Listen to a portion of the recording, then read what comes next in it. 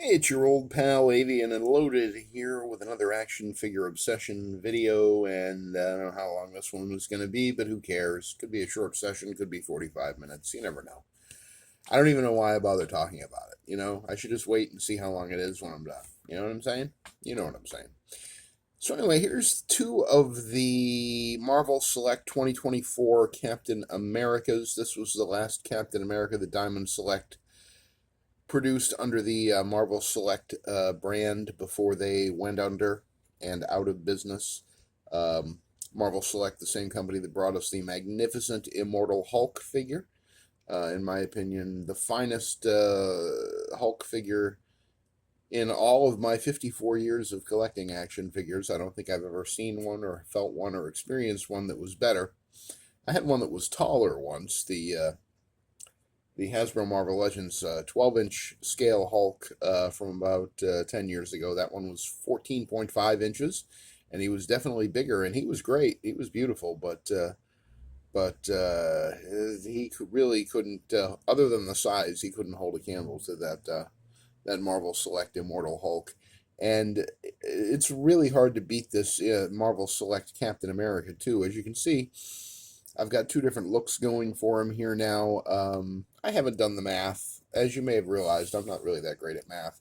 But he does come with various parts and accessories to give him a number of looks. So here we have the unmasked look with he has like a ring piece, kind of like the Marvel Legends 20th anniversary Captain America had, to give you the illusion that his cowl is down around his neck. I have him here with the World War II style shield. I'm sure he took his mask down sometimes during World War II, right? Then on the right, we have the more modern military style sort of Captain America with the shoulder harness and the round shield and the pouches around his waist.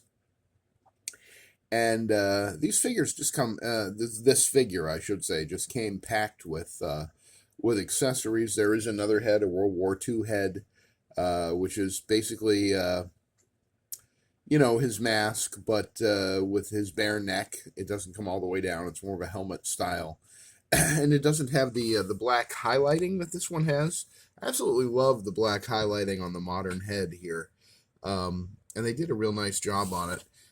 The Mego Captain America that I had in the '70s had that same sort of black highlighting, and I've seen a couple of kit bashers and customizers on YouTube take the 20 years Captain America or the Secret Wars Captain America and add that sort of black shading to his cowl. And I really think that makes it pop. If I had any confidence at all um, that I could do that and do a good job, I would probably give it a try. I mean, especially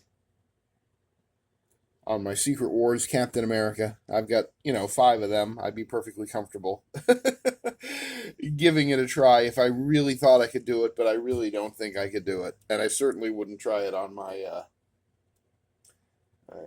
very gingerly putting him back because there's just uh this is the guy that I'd really like to see it on. This is the 20 years Marvel Legends Captain America. This is the best, in my opinion, Hasbro Marvel Legends Captain America to date.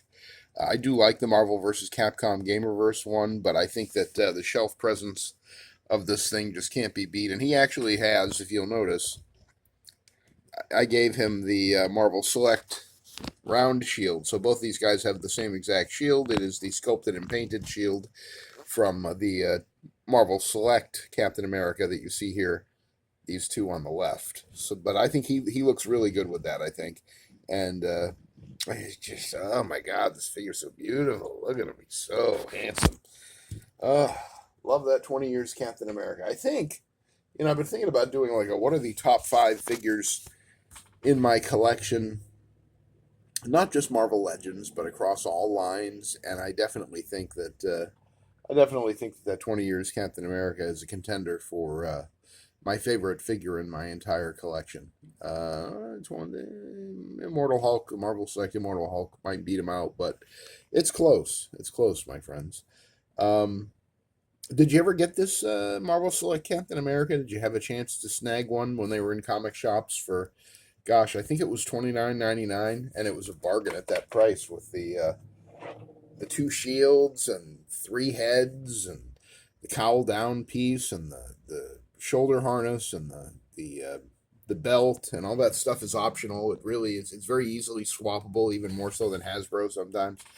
Um, and the colors are just right. This is the right shade of blue. It's the right shade of red. They did such a nice job. I watched one review, which actually was what got me to pull these guys out and put this unmasked hat on them because I've never tried it before, even though I've had this figure for like a year. Um, but he was complaining about how the skin tone is too pale on the unmasked head. To my naked eye, they look like they're about the same. Maybe this one is a slight shade darker, but I just think that they are absolutely superb, spectacular figures. There was a time when I really actively ran away from collecting 7-inch, 1/10 scale action figures. But between these guys and a few NECA figures that I have, like the Phantom and Ming the Merciless, I am, I'm never going to be just a 7-inch figure guy. And of course, I do have like 50 McFarlane DC Multiverse figures, maybe 10 of which I really, really like, and the other 40 of which I look at and I go, like, why did I get that? Whatever. My heart is definitely with the 6-inch 1/12 scale. That's the bulk of my collection by far. I'd be surprised if the 7-inch figures are even. They might be 6% of my entire collection. It's possible, I guess. Um, I do really like the Steve Rogers head sculpt on this guy. Look at that. I mean, that's really nice. It doesn't look like Kirby's art. Well, maybe right there a little bit, but it definitely is true to the spirit of Captain America and to the vision of him that Jack Kirby and Joe Simon had when they created this character. Uh, and it's a beautiful, beautiful figure. I'm so glad I have two. I actually had a third one that I never opened, and eventually traded that one off because I couldn't see the point of having all three. But now, of course, I'm like, well, I could have had a World War II masked one. I could have had a modern one. And I could have had the unmasked one. I could have had all three looks in my collection. But that seems crazy, doesn't it? Of course, it does seem crazy because it probably is crazy. But what part of action figure obsession don't you understand? So anyway, I just wanted to give you a little look at these guys. And while we're here, I will move them to the back. Let's try that here real quick. Move them to the back. Just a quick Gray Agency update. We were talking about these guys the other day. And what I did today, as I was talking about, my head canon for all of these guys, is basically that they are part of an agency of fixers and wet work experts, we'll say, and lawyers, and they all work for a guy named Oliver Gray. Where's Oliver? Did I? I took him right out of the equation here. I put another head on that body with the the Matt Murdock MCU head. These are all the Matt Murdock MCU No Way Home figures. A lot of them from Ollie's for $10 each. I mean, and some of them were like clearanced out at GameStop for like 15. I think I might have paid full retail for 2 or 3 of these guys. I've got 1, 2, 3, 4, 5, 6, 7, 8, 9. I've got 11 here, and then I think I got a Norman Osborn and a Peter Parker and Matt Murdock. Do I have 4? 1, 2, 3, 4, 5, 6, 7, 8, 9. Oh, there's 10 here. 1, 2, 3, 4, 5. Boy, math is hard. 1, 2, 3, 4, 5, 6, 7, 8, 9. Yes, 10. And as you can see, some of these faces are familiar, but, these aren't really meant to be Tony Stark or Carnage or Count Nefaria or Professor Xavier or Star-Lord or Everett Ross or Kazar or John Walker or movie Norman Osborn or Hawkeye. For example, this one is definitely Mike McCluskey from Mayor of Kingstown, played by Jeremy Renner. And Jeremy Renner's character on that show was often getting beat up or attacked otherwise. So the little butterfly band-aid and the little scar on his cheek there, the little wound, that all makes sense. So these guys, like I say, they're intended to be part of an agency that sort of travels between two worlds, the worlds of the 616 Marvel Universe and the Cobra G.I. Joe Real American Hero Universe. And since, G.I. Joe Real American Hero actually had its origins in Marvel, was originally supposed to be S.H.I.E.L.D. versus the Serpent Society or S.H.I.E.L.D. versus Hydra or something like that.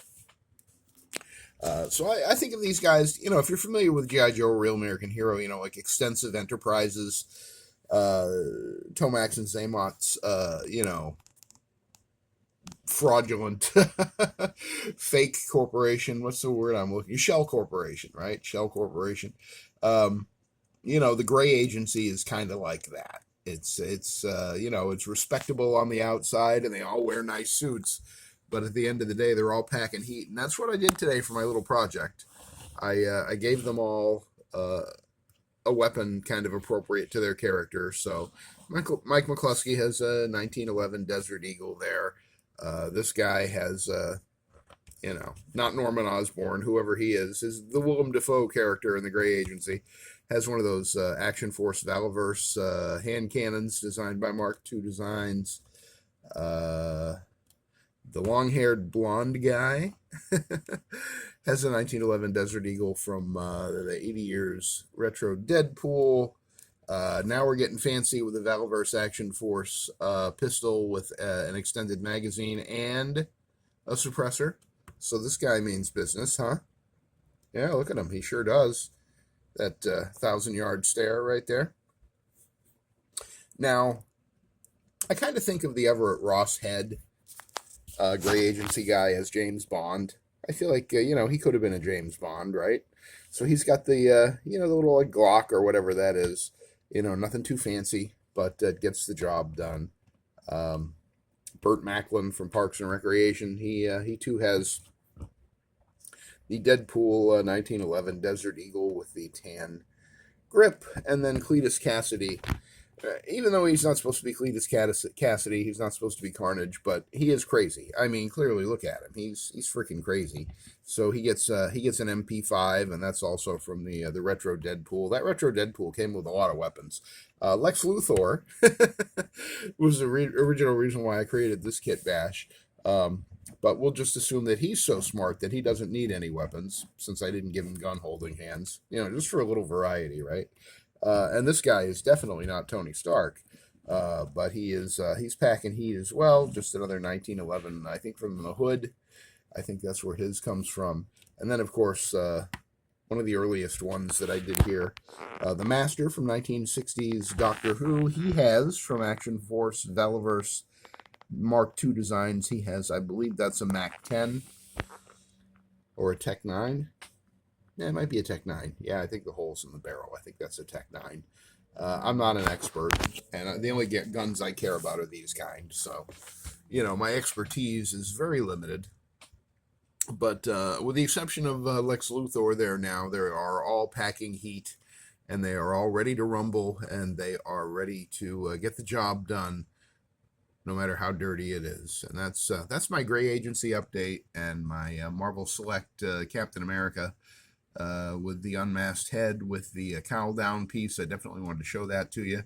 If you find this Captain America in a comic book store or a vintage toy store or someplace, I mean, it's only been out for like 2 years, maybe a little less than 2 years. If you can find this figure for anywhere, I'm going to say under $75, he's worth picking up. I mean, it's just such a beautiful piece. If you don't collect 7-inch, just get him and put him on a pedestal somewhere.